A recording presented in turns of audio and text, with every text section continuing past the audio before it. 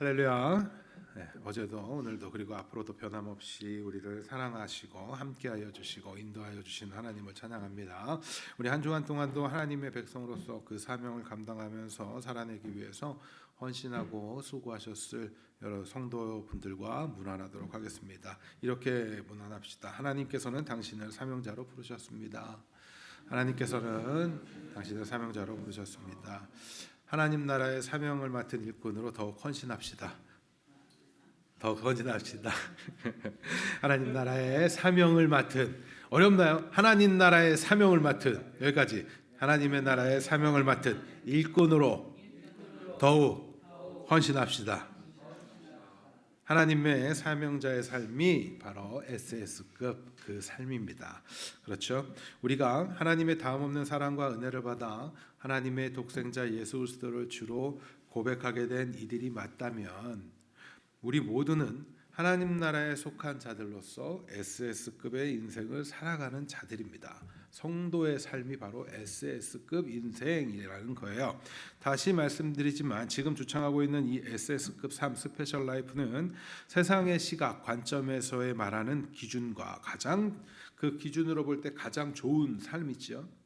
저 사람 멋진 삶이 이런 기준이 아니란 말이에요. 그 삶을 좋은 것이라고 말하는 것이 아니라 하나님께 속한 자, 하나님의 백성으로 부름받고 소망을 품고 사명을 묵묵히 감당하는 삶, 그 삶을 살아가는 것 자체가 바로 하나님의 자녀요 백성인 성도들만이 누릴 수 있는 스페셜 라이프입니다. 그러니까 SS급 삶은 곧 성도들만이 누릴 수 있는 특권이에요. 우리 작년에 계속해서 복을 누리는 삶 뭐 이런 거에 대해서 우리가 계속 배웠는데 그 성도들만이 누릴 수 있는 특권이잖아요. 사실 그 핵심적인 메시지는 같은 거예요. 사실 성경이 같은 이야기를 하고 있기 때문에 어떻게 설명을 하더라도 결론은 사실 같아요. 하지만 여러분들이 이런 것들을 잘 정리하고 계셔야 돼요. 이 삶은 이 세상이 제 아무리 뛰어나고 제 아무리 훌륭하다고 평가하고 또 부를 갖고 있고 명예를 갖고 있고 권력을 갖고 있고 인기 등 그 힘을 가졌다고 해서 남들보다 높은 자리에 있다고 해서 살아갈 수 있는 삶이 아닙니다. 그렇게 살 수가 없어요. 이 삶은 스스로 내가 얻어내기 위해서 취하기 위해서 노력해서 이루어낼 수 있는 삶도 아니에요. 이 삶은 스스로 살고 싶다고 해서 내가 이렇게 SS급 인생을 살아야지 지금 우리가 주장하고 그 삶을 살아낼 수 있는 것이 아니에요. 왜 그래요? 이 삶은 거룩하신 하나님 천지만물을 창조하신 그 지혜와 능력의 하나님께서 오직 택하신 자녀 백성들만이 살아갈 수 있는 삶이기 때문에 그래요. 그러니까 세상은 알 수도 없고 그렇게 살 수도 없어요. 이 삶은 말로도 다 형용할 수 없는 하나님의 은혜, 성령의 역사가 아니면 불가능한 삶이기 때문에 그래요. 여러분들이 예수님을 주로 고백하는 건 누구의 은혜예요? 하나님의 은혜이고 그 안에 무슨 역사가 있어요? 성령의 역사가 있단 말이에요. 그렇기 때문에 여러분들이 예수님을 주로 고백하게 되는 것이지 내가 이제부터 믿기로 했어 그래서 믿을 수 있는 게 아니란 말이에요. 그러한 삶이 바로 이 세상에서는 자신의 능력으로는 불가능한 삶, 바로 이것이 SS급 인생이에요. 이 삶은 하나님의 나라의 완성이라는 하나님의 위대하신 뜻을 이루어 가시는 하나님께서 이루어 가시는 그 방법, 성도들을 통해서 이루어 가시잖아요. 그렇죠? 그 성도들의 그 살아가는 삶의 그 방식이고 삶의 자체예요. 그러니까 우리가 얼마나 특별한 인생을 사는 것입니까? 여러분들 예수님을 믿고 예수님을 믿는 삶을 살아가는 것은 굉장히 특별한 인생을 살고 있는 거예요. 얼마나 큰 은혜의 삶입니까 이게? 얼마나 귀한 삶이에요.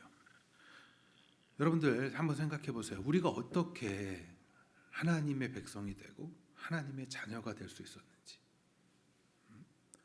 우리가 많은 삶을 이렇게 생활을 하다 보면 불평과 불만을 갖고 또 어려움을 직면하게 되는 삶을 살죠. 경험할 때 여러분들 한번 잘 생각해 보세요. 그것을 뛰어넘게 하는 게 뭐예요? 내가 하나님의 자녀인데, 내가 하나님의 백성인데 이 생각이 약해지니까 자꾸 불평과 불만으로 우리의 시선이 돌아가는 거예요. 우리 아버지가 누구예요? 천지만물을 창조하신 하나님이고 지금도 이 모든 역사를 이끌고 가시고 결국에는 하나님의 나라를 완성해 가시고 그 하나님 아니에요? 그런데 우리는 자꾸 거기서 시선을 빼앗겨서 여러분들 우리가 어떻게 이 귀한 삶을 살아갈 수 있게 되었어요? 어떻게 이 귀한 삶을 살아갈 수 있고 살아낼 수 있는 이들이 되었냐고요.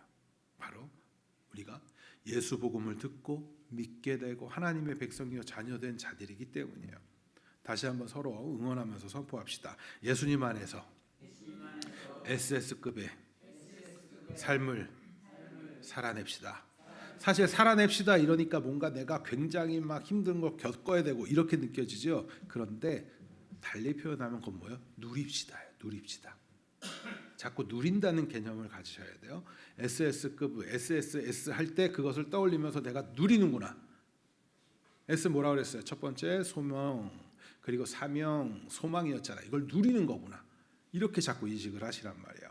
이 삶을 살아가는 이들에게 본이 되고 모범이 되는 모습을 우리는 지난 시간에 본문을 통해서 사도 바울과 그의 동역자들을 통해서 살펴봤죠.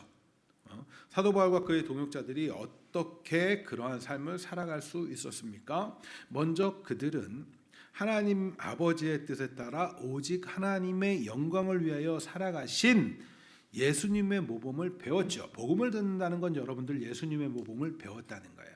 여러분들 예수님에 대해서 알고 계시죠? 예수님의 삶에 대해서도 우리가 복음서나 이런 곳곳에 성경 전체에서 이야기하고 있는 예수님에 대해서 자꾸 알아야 하는 이유는 예수님은 우리의 본이 되시기 때문에 그래요. 아시겠죠?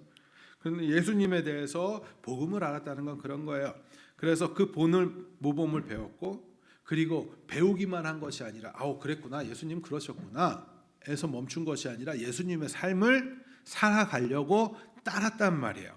그러니까 사도들 그 바울과 그 동역자들의 본은 누구예요? 예수님이신 거죠. 예수님의 모범을 따르지 않았다면 그들 역시 어떤 모습을 보였을까요? 자신의 영광을 위하여서, 자신의 이익을 챙기기 위하여서 스스로 만족하고 자신들을 높이기 위한 모습을 보이면서 데살로니가 교회뿐만 아니라 여러 초대 교회에서 자신들이 추앙받기를 원했을 거고 자신들이 높아지기를 원했을 거예요. 자신들의 이익을 챙겼을 거예요. 사람들이 잘 분별하지 못하죠. 저 사람이 진짜 예수님의 모범을 따르는구나. 그거와 속이고 있는 자의 모습을 우리가 겉모습만으로 분별할 수 없어요. 굉장히 어려워요. 지난 시간에도 말했지만 사기치는 사람들이 더 잘해주고 희생하는 것 같고 보여주고 막 이런단 말이에요. 그러니까 여러분들 겉모습을 보고 판단하시면 안 돼요. 그렇게 할 수 있단 말이에요. 그렇게 할 수 있단 말이에요. 은혜 받은 척, 은혜로운 척 할 수 있단 말이에요. 성령에 이끌리는 척 할 수 있어요. 겉으로 보이는 모습으로는 사랑 많은 척 할 수 있어요. 그런데 이들은 그런 삶을 살지 않았어요. 그들은 자신들이 핍박받고 조롱당하고 업신여김을 당할 뿐만 아니라 자신들이 인정받지 못한다고 할지라도 자신들을 인정해주지 않는다고 할지라도 사람들이 자신들에 대해서 어떠한 것을 공로를 인정해주지 않는다 할지라도 자신들의 수고와 헌신을 멈추지 않았어요. 굉장히 중요한 자세. 그들은 노략질하는 이리처럼 간사하게 부정하게 속임수를 사용하지도 않았고 아첨하는 말로 듣기 좋게 좋은 얘기 칭찬 막 이런 것만 해주면서 속이기 위해서 탐심의 탈을 쓰고 그 일을 하지도 않았어요.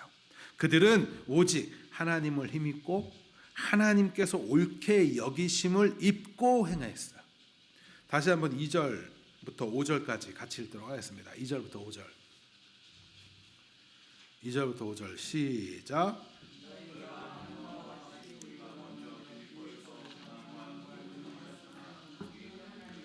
하나님을 힘입어 많은 싸움 중에 하나님의 복음을 너희에게 전하였노라. 우리의 것만은 뭐라고요?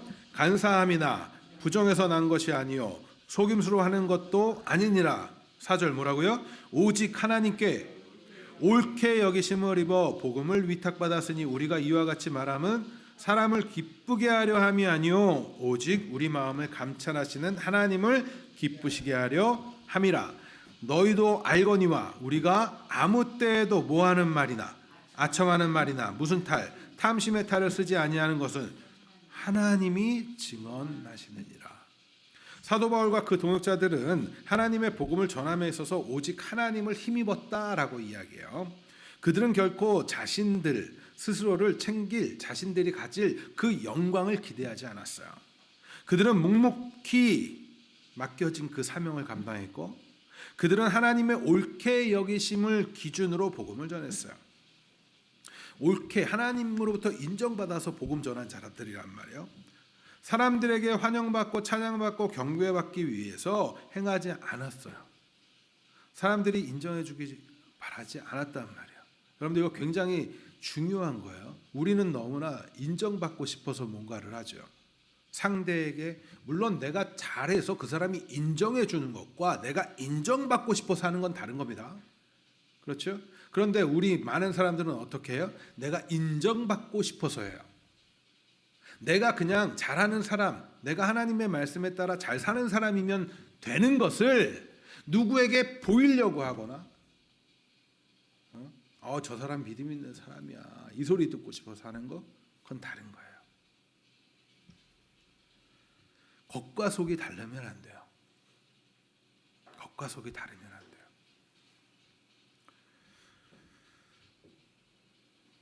이들은 그러한 자신들의 역할로 인해서 자신들의 배를 채우려고 하지도 않았어요. 오직 하나님의 영광을 위하여, 하나님을 기쁘시게 하기 위하여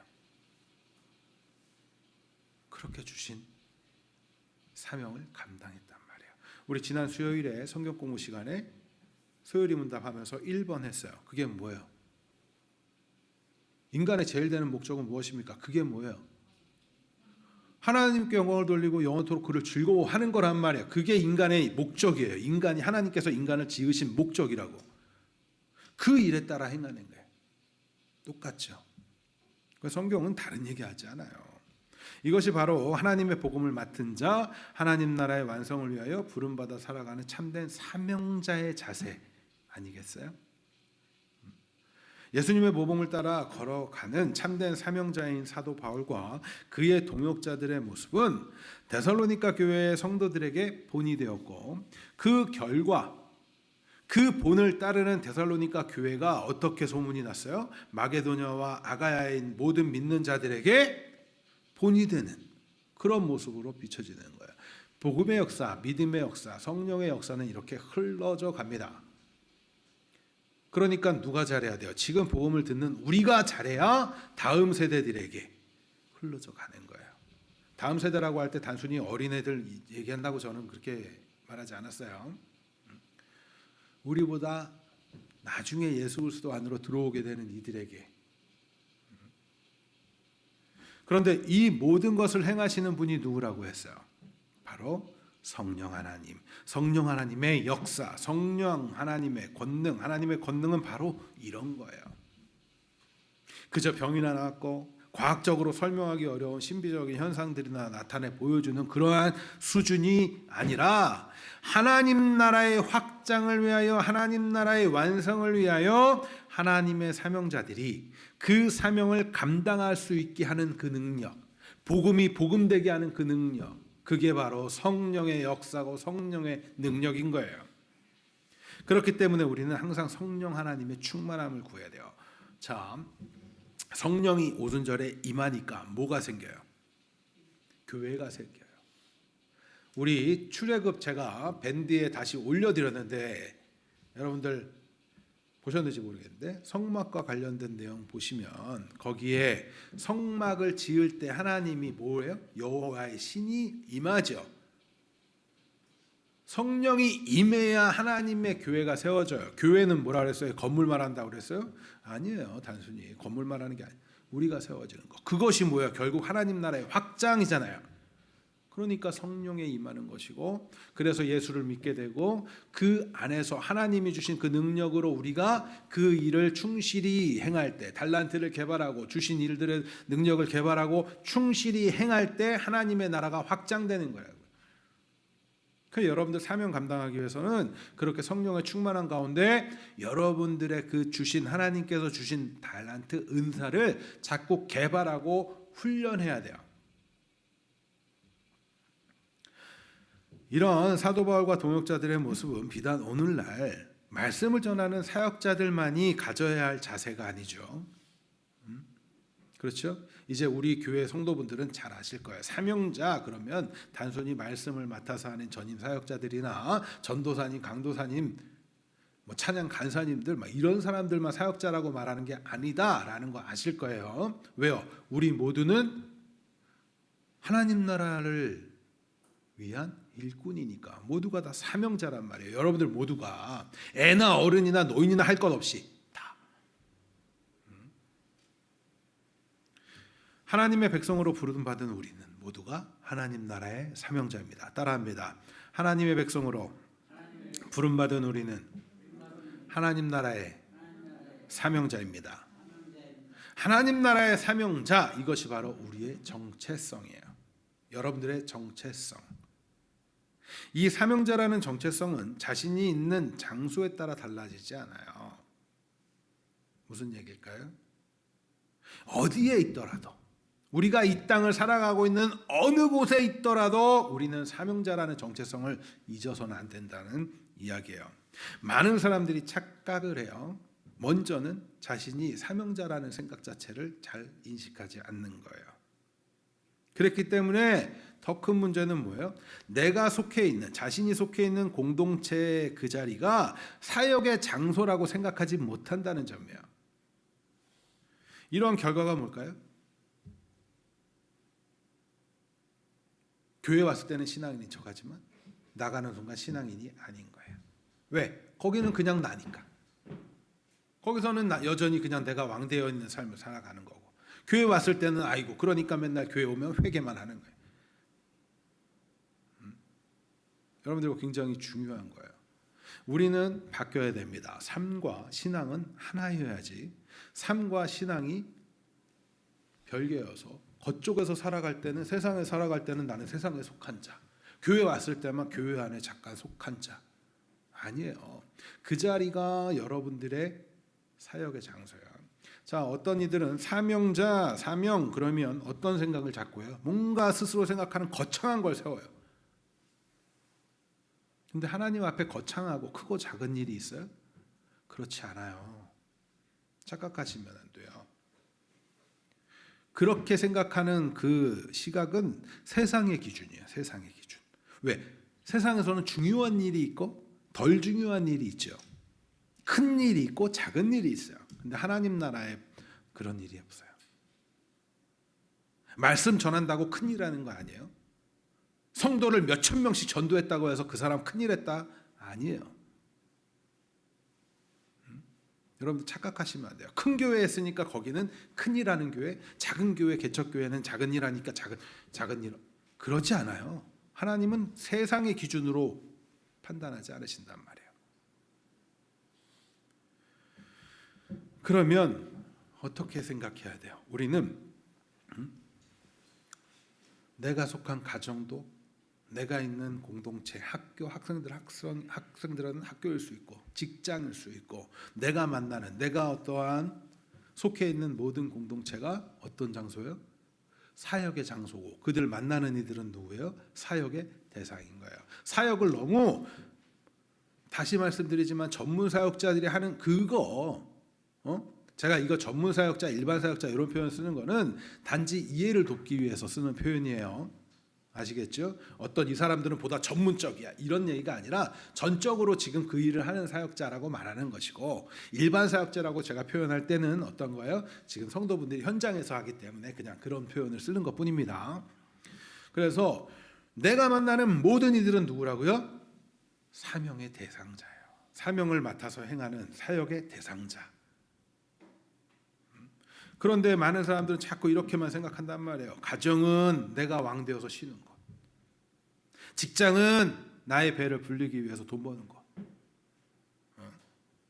다롱 활동들 하는 모임들은 그저 자신의 쾌락, 자신의 흥미, 이거를 욕구를 채우기 위한 취미생활 즐기는 것. 그러니까 그때마다 모습이 다 달라. 여러 가면을 만들어 놓고 그 자리에 있는 모습들이 다 달라.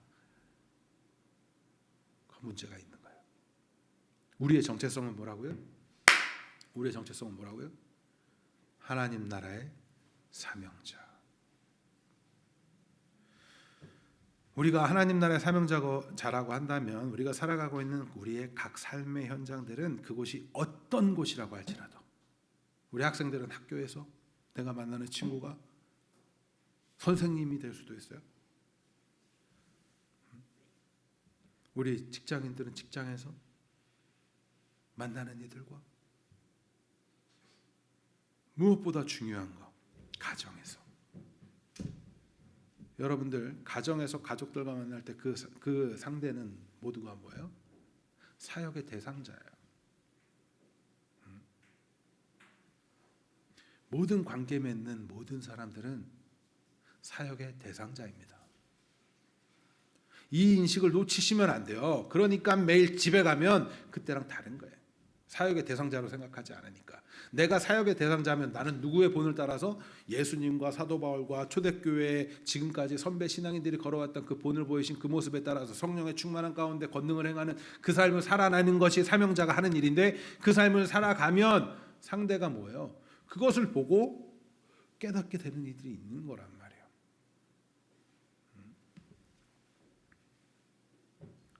여러분들 하나님의 나라의 확장과 완성을 위해서 부름받은 사명자로서 그 삶을 살아가고 있습니까? 살아내려고 애쓰고 있어요? 헌신하고 있어요? 아니면 여전히 그냥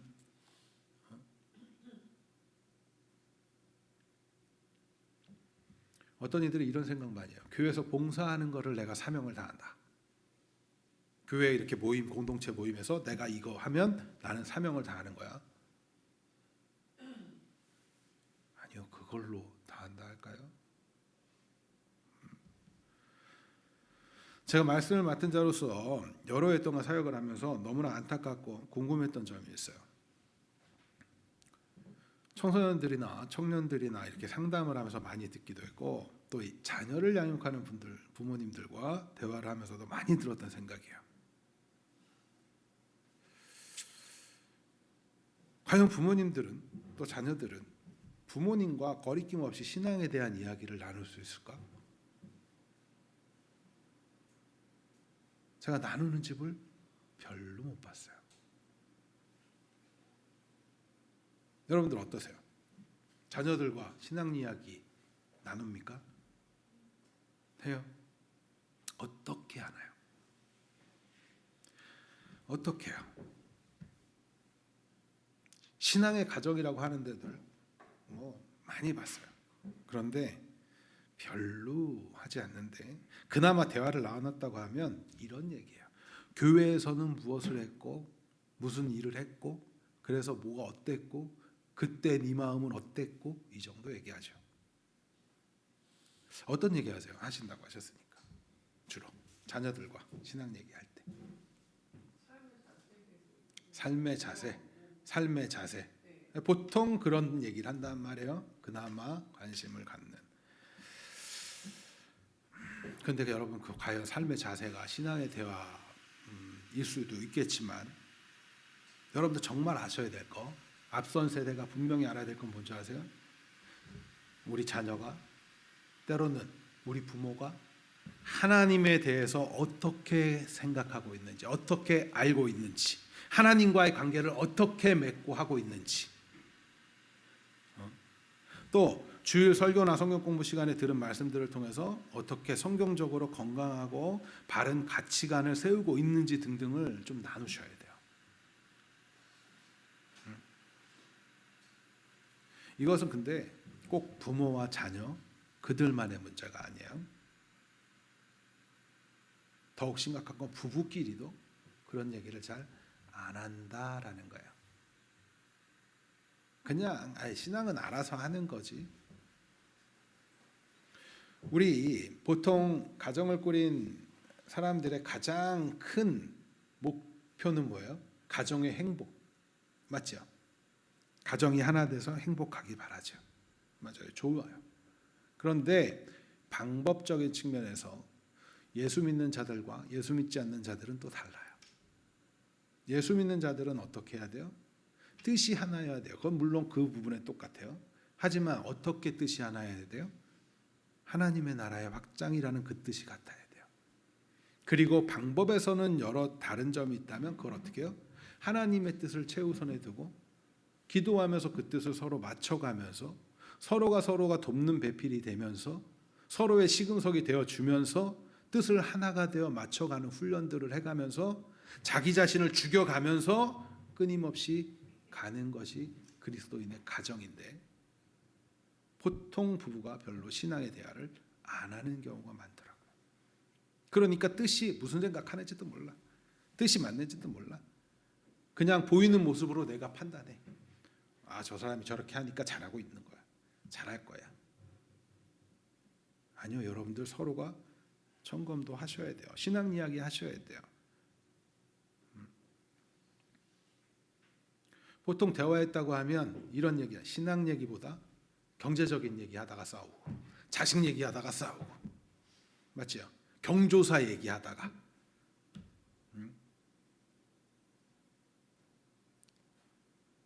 신앙의 이야기를 여러분들 가족끼리 자꾸 하시는 훈련을 하셔야 돼요. 하나님의 말씀을 읽고 나는 이게 이런 부분에 궁금했는데 당신은 어땠어? 그런 얘기를 하면서 자꾸 그런 얘기로 뜻을 맞춰 보셔야 돼요. 그러다 보면 무엇을 알아요? 하나님의 나라의 뜻을 알게 되고, 그러다 보면 그 뜻으로 같이 어떻게 하면 협력할까를 생각하게 되지. 그리스도의 마음을 품고, 우리 빌립보서 말씀 읽었잖아요. 같은 뜻을 품고, 그러면 다툼이 있겠어요? 점점 다툼이 화해가 되고, 점점 뜻을 맞춰가려고 애쓰고, 상대를 위해서 기도하려고 애쓰고, 그러면서 어떻게 하나님의 나라의 뜻, 그것을 이루고 확장시키기 위하여 서로가 기도하는 가정들이 되어지고, 기도하다 보면 우리 다 여러분들 아시지만 미웠다가도 그 상대를 위해서 기도하다 보면 어떻게 돼요? 미움이 사랑으로 바뀌어져 가죠.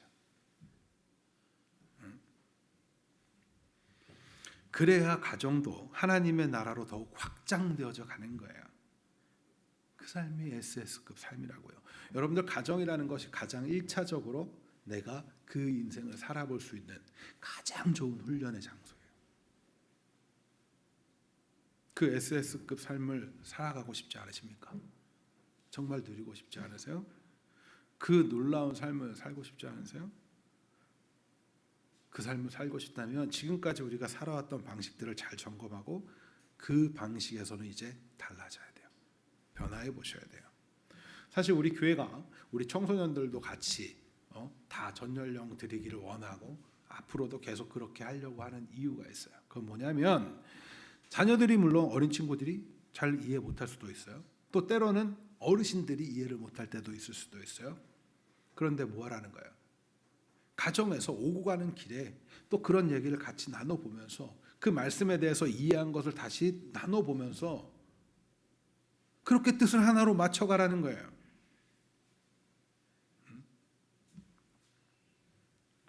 각 가정의 모두가 사역자가 되어서 그것들이 훈련되어야 자꾸 그 이야기가 내 입에서 많이 나오고 예수 이야기가 많이 나와야 하나님의 말씀의 이야기의 표현들이 많이 나와야 우리의 삶이 변해져 가요.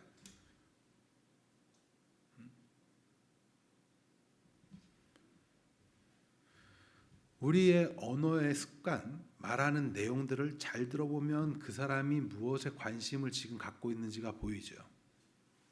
그렇지 않나요? 그렇죠. 여러분들 대화를 해보면 알아요. 저 사람이 지금 뭐에 꽂혀 있구나. 뭐에 지금 정신을 뺏겨 있구나. 지금 뭘 좋아하고 뭐에는 지금 기분 나쁘고 이거 다 알 수 있잖아요. 우리가 같이 보면. 그런 것들을 자꾸 나눠보면 내 입에 하나님 나라에 대한 이야기, 하나님의 사랑에 대한 이야기, 예수 그리스도에 대한 이야기, 죄를 깨달아서 그것 때문에 내가 어렵고 힘들었고 고뇌하고 있는 그러한 모습들, 그 삶의 진지함들을 우리가 서로가 힘이 되어주고 끝끝내 믿어주면서 다시금 내가 모델이 되어주고 하는 모습들 보여가는 것, 그렇게 하나님의 나라는 확장되어져 가는 거라고요. 우리가 하나님의 사명을 맡은 자들이라면 우리가 속해 있는 가정, 직장, 그리고 우리들이 속한 그 공동체는 모두가 하나님의 사명을 맡은 자로서의 사역의 대상을 만나는 곳이어야 돼요. 생각을 바꾸세요. 이제 가정은 하나님께 구했으니까 이제 가정은 내 마음대로 이렇게 살아가야지? 아닙니다. 하나님의 내가 사명자로서 내가 그 사역을 내가 여기서 감당해야지로 가셔야 돼요. 그러면 대하는 자세가 달라지게 되겠죠. 궁금해하는 포인트가 달라지게 되겠죠. 그를 위해서 기도할 때 달라지게 되겠죠. 여러분들, 우리는 변화해야 돼요. 인식하고 변화하셔야 돼요. 우리는 주 안에 있는 우리 모두는 예수님의 본을 따라 사도 바울과 동역자들 데살로니가 교회의 본을 따라 무엇보다 성령을 의지하여 살아가는, 그렇게만 살아야 하는 사명자들이기 때문에 그래요. 그렇다면 보다 좀 더 살펴보자면 4절 말씀 같이 읽겠습니다. 4절 시작. 오직 하나님께 옳게 여기심을 입어 복음을 위탁받았으니 우리가 이와 같이 말함은 사람을 기쁘게 하려 함이요 오직 우리 마음을 감찰하시는 하나님을 기쁘시게 하려 함이라. 4절을 통해서 우리가 알아야 할 사명자로서의 그 자세, 마인드가 어떤 걸까요? 먼저 사도는 자신의 그 사명이 하나님께 옳게 여기심을 입었다고 말해요. 여기서 옳게 여기심을 받다라는 표현은 의롭다함을 인정받았다, 이런 의미가 내포된 표현이에요. 마치 하나님께서 검수하시는 과정, 거기에 합격을 딱 찍어줬다라는 거예요. 그러니까 너는 복음 증거해도 돼, 인정받고 그렇게 사도로 부름받았다는 얘기를 하고 있는 거예요. 그 복음을 증거하는 자, 사도 역할을 수행하는 자 되었음을 확신하면서 강조해요. 다시 말해서 하나님에 의해서 선택받았고 사도로서 사명자로서 위임을 받았기 때문에 사람이 아니라 누구에게 위임받았습니까? 하나님께 위임받았으니까 누구를 기쁘게 해? 하나님을 기쁘게 하겠다는 거예요. 여러분들이 예수 그리스도를 믿게 되었고 여러분들이 예수 그리스도를 통해서 사명자가 되었다는 얘기는 누구를 기쁘시게 하기 위한 사명자가 되었다는 거예요. 하나님을 기쁘시게 하는 사명자가 되었다는 거예요. 그래서 하나님의 뜻을 잘 알아야 하고 하나님이 무엇을 기뻐하시는지를 여러분들이 매일매일 생각하셔야 돼요. 성경을 통해서 확인하면서. 그래야 내가 앞서서 우리 김영익 집사님 기도하시면서 하나님의 마음을 기쁘게 하는 그런 내용들의 기도를 좀 하셨잖아요. 그런 거 필요한 거예요. 하나님을 어떻게 하면 내가 기쁘시게 하지? 그래서 분별을 하는 거예요. 하나님이 무엇을 기쁘실까를 생각해. 그러니까 여러분들 빨리빨리 판단하고 행동하지 말고 점점 하나님의 뜻이 무엇인가를 자꾸 떠올리면서, 괜찮아요. 우리 급하게 판단하고 결정하지 않아도 인생을 살아가면서 사실 나만 급해요. 나만. 아니면 내가 게을러서 미루다가 늦어지는 거지. 분별을 하는 거예요. 분별을. 왜? 어떻게? 하나님이 기뻐하실 일이 무엇일까를 떠올리면서. 그러려면 뭘 알아야 돼요? 하나님과 친밀해야 돼요. 하나님이랑 친밀하지 않은데 하나님이 기뻐하실 거야를 어떻게 알아? 그렇죠?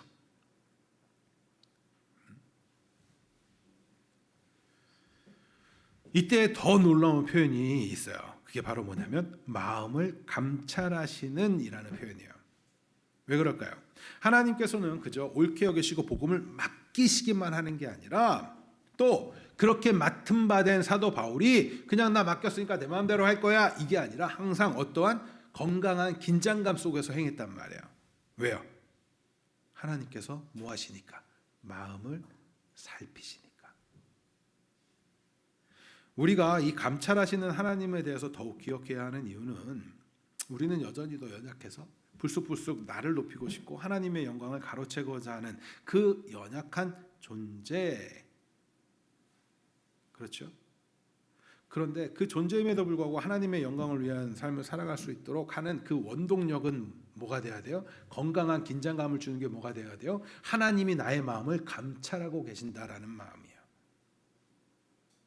여러분들의 마음을 살피고 계신다고요. 하나님은 그냥 자, 너 혼자 해봐, 이런 게 아니라 또 그 안에 동행하고 계신다는 걸 느낄 수가 있죠. 그러니까 하나님이 나와 동행하고 언제나 함께 하신다는 인식을 자꾸 가지시기 바래요. 그런데 그때의 힘이 될 수 있는 방법은 뭐냐면 말씀을 많이 익히고 외우고 있어야 돼요. 가끔 그런 거 있더라고요. 기도하면서 이거 응답받았어요. 자기는 이렇게 해줄 줄 응답받았어. 근데 그 다음에 안 일어나. 그렇게 안 되더라고. 그럼 뭐예요? 하나님의 응답이 뭔지를 정확하게 모르는 거예요. 그건 왜 그럴까요? 그냥 응답을 마치 직통계시 받는 것처럼 생각하니까 그런 거예요. 하나님의 응답은 그런 방식이 아니에요. 여러분들, 하나님께서는 언제나 항상 어디서나 우리와 함께 하시며 우리를 살피시고 우리에게 관심을 가지고 계시는 하나님이에요. 하나님은 하나님의 자녀들에게만 관심이 있어요. 주 안에 있는 우리들에게만.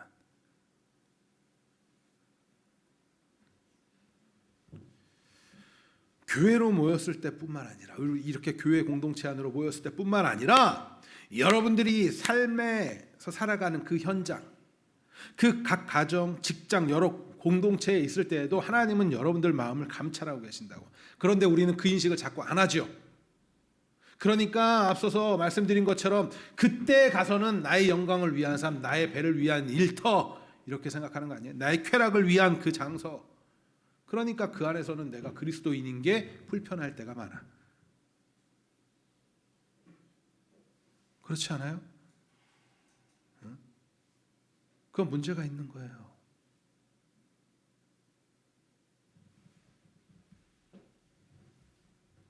그건 문제가 있는 거라고요. 때때로 많은 사람들이 탈선을 하게 되는 경우가 언제일까요?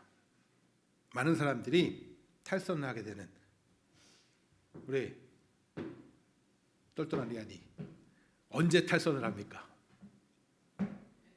언제 탈선을 해요?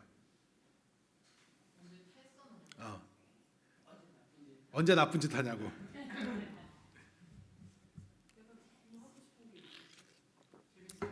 재밌어 보일 때, 그보다 더 쉬운 때가 있어요. 아니요. 누구도 나를 보고 있지 않을 때. 여러분들 그거 아셔야 돼요. 혼자 있을 때가 제일 악한 모습이 다 드러나요.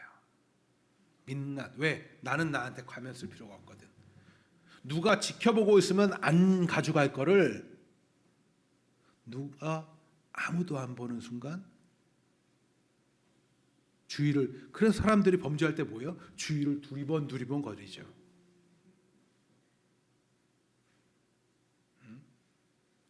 그러니까 여러분들이 보다 하나님의 뜻 가운데 사명자로 올바로 살아가기 위해서 가져야 되는 마인드가 뭐라고요? 하나님은 우리를 언제나 감찰하고 계시는구나. 그거를 그냥 두려움으로 그렇게 가지라는 얘기가 아니에요. 건강한 긴장감. 한편으로 그 표현에서는 뭘 느껴요? 하나님이 나와 동행하고 계시는구나. 여러분들과 동행하고 계시는데, 그러니까 당당할 수 있는 것이고, 그러니까 하나님의 영광을 위해서 살아갈 수 있게 되는 거예요. 그 긴장감이 없어요.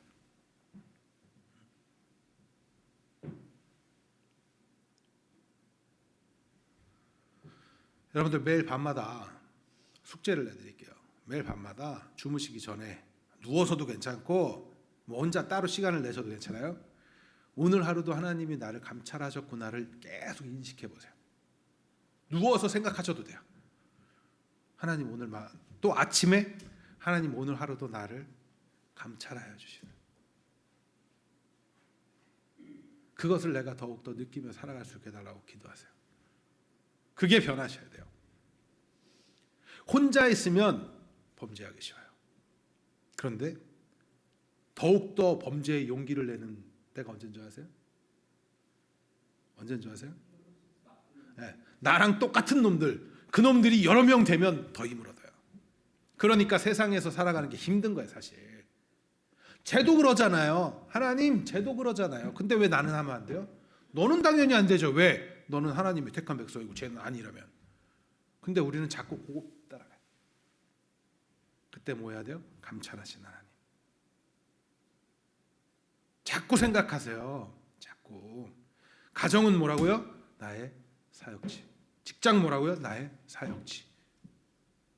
내가 놀고 있는 어떤 동호회 모임, 그런 클럽들, 나의 사역지. 학교는 나의 사역지. 내가 관계 맺는 사람들은 나의 사역의 대상들. 사역이라고 제가 말하니까 꼭 가서 성경책 들고 와가지고 여러분 예수 믿으세요. 예수 믿으면 안 돼요. 뭐 이거 말하라고 하는 거 아니잖아요. 지금 어떻게 하라는 거예요? 내가 믿는 자로서의 그 삶을 살아내라는 거예요. 예수의 본을 따라 살아가는 그 삶을. 그러면 사람들 궁금해할걸요. 당신은 어떻게 그렇게 할 수 있어요? 나 예수 믿는 사람이에요. 때와 기회가 하나님께서 주신다고. 복음 전할 수 있는 때와 기회. 인식하세요. 따라합니다. 감찰하신 하나님. 감찰하신 하나님. 이런 확신을 가지고 여러분들 더욱 사람이 아닌 하나님을 기쁘시게 해드리겠다라는 그 확신. 우리가 얼마나 하나님을 못하시겠어요. 그렇죠. 내 뜻에 따라 나의 모습을 닮아 그 모습대로 하는 그들을 보면 얼마나 흐뭇하시겠어요.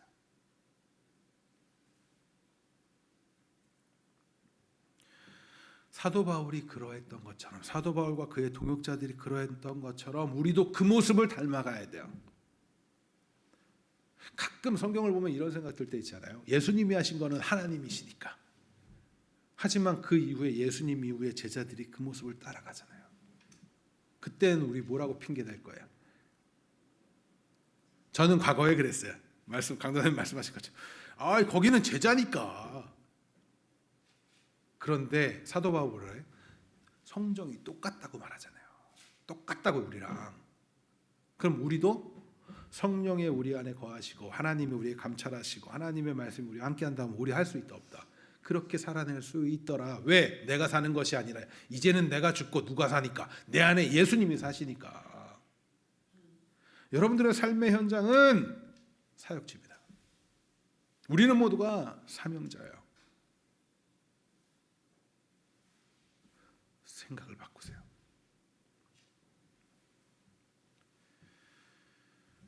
사도 바울은 7절에서 말하는 것처럼 그들도 사도로서의 권위를 내세울 수 있었어요. 하지만 그들은 권위를 앞세워서 그들 위에 군림하면서 자신들의 이익, 자신들의 명예, 자신들의 영광을 취하려 하지 않았어요.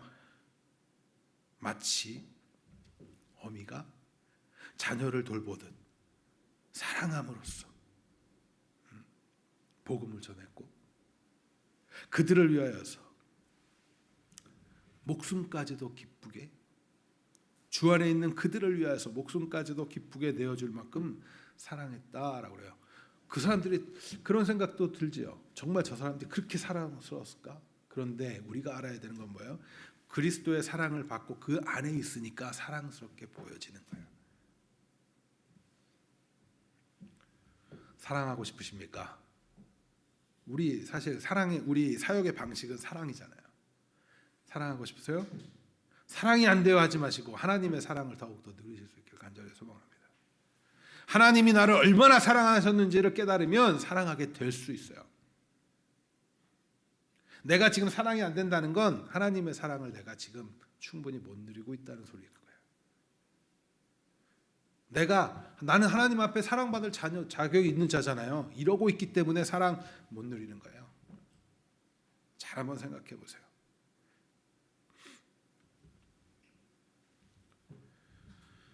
이런 마음을 품을 수 있는 이유가 뭐였다고요? 하나님께로부터 인정받았고 하나님께로부터 사명을 받았고 감찰하시는 그 하나님과 함께하고 있다라는 확신이 있었기 때문에 그래요. 얼마나 담대한 이들입니까? 우리가 이런 삶이 참으로 멋진 삶인 거예요. 우리에게 모델이 되는 이런 삶. 이런 삶이 참으로 위대한 삶인 거예요. 하나님의 백성으로 부름받고 사명을 받은 자들이 가져야 할 자세와 삶. 이것이 바로 SS급 인생. 사도 바울과 그 동역자들은 복음을 맡은 사명자로서 성도들에게 폐를 끼치지 않기 위해서 밤낮으로 일하면서 이들은 자비랑 선교를 했어요. 유일하게 그를 후원했던 교회는 빌립보 교회 하나밖에 없었고 하나님의 복음을 전했어요. 복음에 붙들린 자로서 하나님의 백성, 하나님 나라의 사명자로서 그 본을 보였어요. 7절부터 10절 같이 읽겠습니다. 7절부터 10절 같이 읽습니다. 시작. 도리어 너희 가운데서 유순한 자가 되어 유모가 자기 자녀를 기름과 같이 하였으니 우리가 이같이 너희를 사모하여 하나님의 복음뿐 아니라 우리의 목숨까지도 너희에게 주기를 기뻐함은 우리가 우리의 사랑하는 자됨이라. 형제들아, 우리의 수고와 애쓴 것을 너희가 기억하리니 너희 아무에게도 폐를 끼치지 아니하라고 밤낮으로 일하면서 너희에게 하나님의 복음을 전하였노라. 10절. 우리가 너희 믿는 자들을 향하여 어떻게 거룩하고 옳고 흠이 없이 행하였는지에 대하여 너희가 증인이요 하나님도 그러하시도다.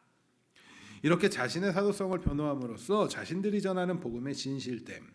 사도 바울이 자신의 사도성을 강조하는 이유는 나 대우회조가 아니라 그랬어요. 자신이 지금 전하고 있는 그 복음. 왜요? 그들을 지금 이 사도 바울을 공격하고 있는 이들이 사도성을 흔드는 이유가 뭐였어요? 그 복음이 가치가 없어, 그거 틀렸어 말하고 싶어서잖아요. 그러니까 그걸 변호하고 있는 거예요. 그러니까 나 이런 대우회조가 아니라 뭐라고요? 복음의 진실됨을 강조하고 있는 거라고요. 이 강조한 사도 바울은 11절 12절에서 자신들이 데살로니가 교회의 성도들에게 그렇게까지 수고한 목적을 이야기해요. 11절 12절. 너희도 아는 바와 같이 우리가 너희 각 사람에게 아버지가 자기 자녀에게 하듯 권면하고 위로하고 경계하노니 이는 12절 시작.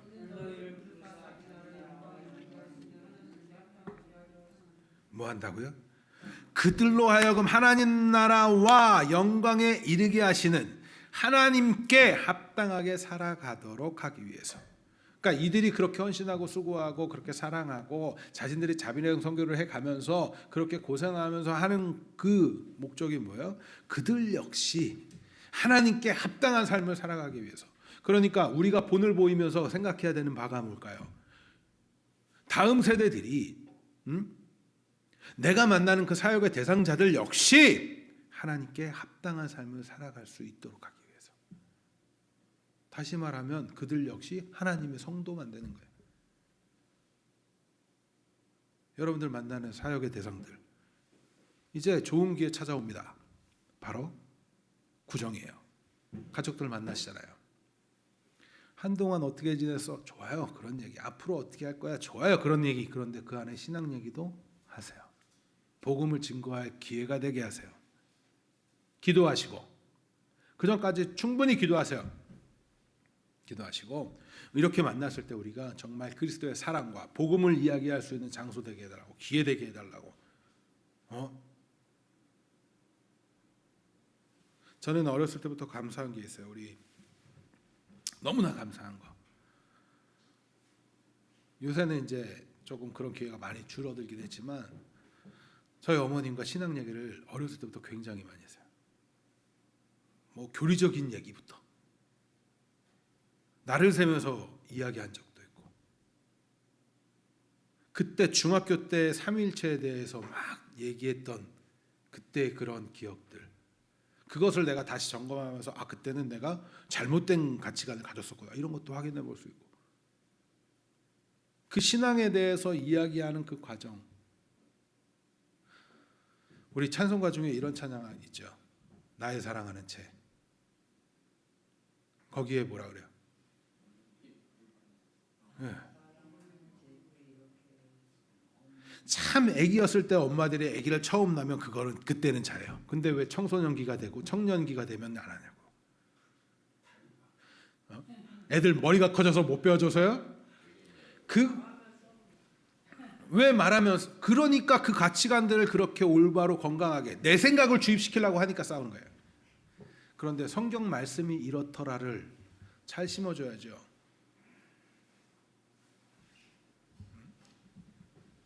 그러니까 하나님의 말씀을 가지고 같이 이야기해보고 그거에 같이 한번 생각해보고 모르겠으면 그때 이 전문 사역자들한테 찾아와서 물어보시는 거예요. 또 이렇게 우리가 이런 대화를 나눴어요 하고 얘기해 주셔야 그거에 대해서 더 같이 설명해 주고 할 거 아니에요.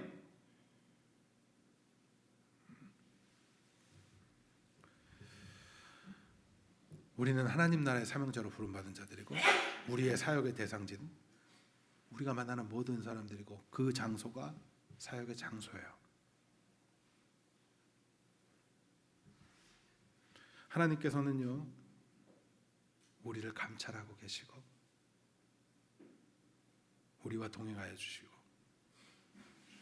그리고 때때로 이런 생각하시는 분들도 있어요. 아, 내가 이거 잘 못해서 어떡하죠? 안 되면 어떡하죠?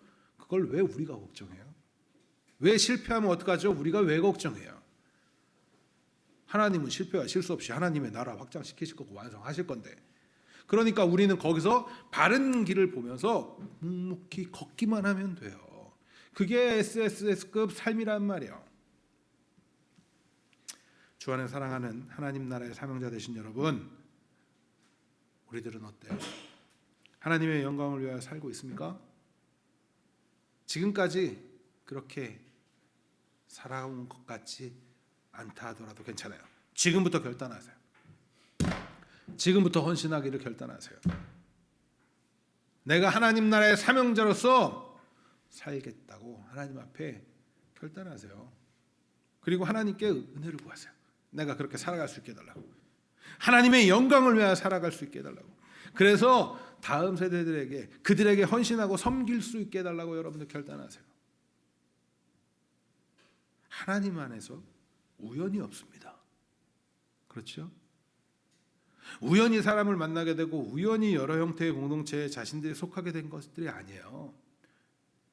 우리가 속해 있고 관계에 맺어진 그 모든 이들이 우연이 아니라면 하나님께서는 뜻하심이시지 않았겠어요?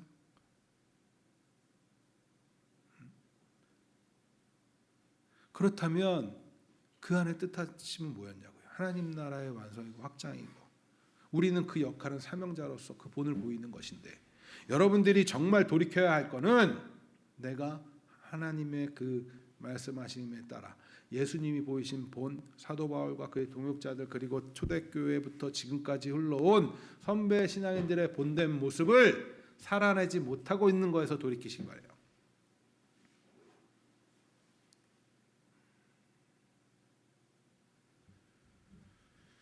사도 바울과 그의 동역자들이 보인 본을 따라서, 데살로니가 교회의 성도들이 보인 본을 따라서, 그들이 궁극적으로 쫓았던 예수 그리스도의 그 본을 따라서, 오늘날 우리에게는 하나님의 말씀을 통해서 주시고 예수 그리스도의 본이 보이잖아요.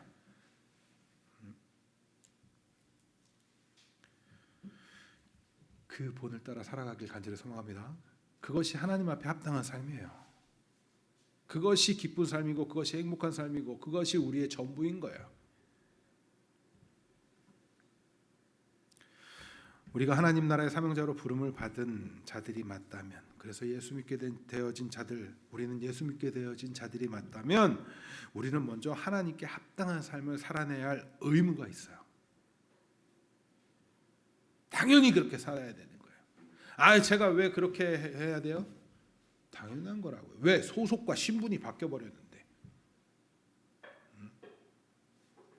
그 모습은 대충 적당히 타협하고 좋은 게 좋은 거니까요, 애들이랑 안 싸울 이런 게 아니잖아요. 그렇게 타협될 수 있는 게 아니에요. 굉장히 그 안타까운 핑계, 그거 하나만 알려드리겠습니다. 사람들이 이런 핑계 많이 돼요. 때가 되시면 하시겠죠. 하나님이 내가 안 해도 때가 되면 하시겠죠. 그건 하나님이 하실 거예요. 그걸 왜 내가 하나님의 때가 되면 하시겠죠라고 말하지 마세요. 우리에게는 언제나 지금이 때인 거야. 내가 안 하니까 그거 하나님께 때가 되면 하시겠죠, 이렇게 핑계 대는 거 아니에요? 그런 거에서 이제 벗어나자고요. 우리는 이제 벗어나야 돼요. 달라져야 돼요. 왜요? 우리는 사명자고 충분히 SSS급의 삶을 살아가야 하는, 살아낼 수 있는, 누릴 수 있는 자들이기 때문입니다. 이 사실을 기억하시고 한 주간 동안도 삶의 현장에서 끊임없이 살아내 보시길 간절히 소망합니다. 그리고 실패했을 때 하나님께 부르짖는 거예요. 그들을 위해서 기도하는 거예요. 그러한 삶의 역사가 나타나길 간절히 소망합니다.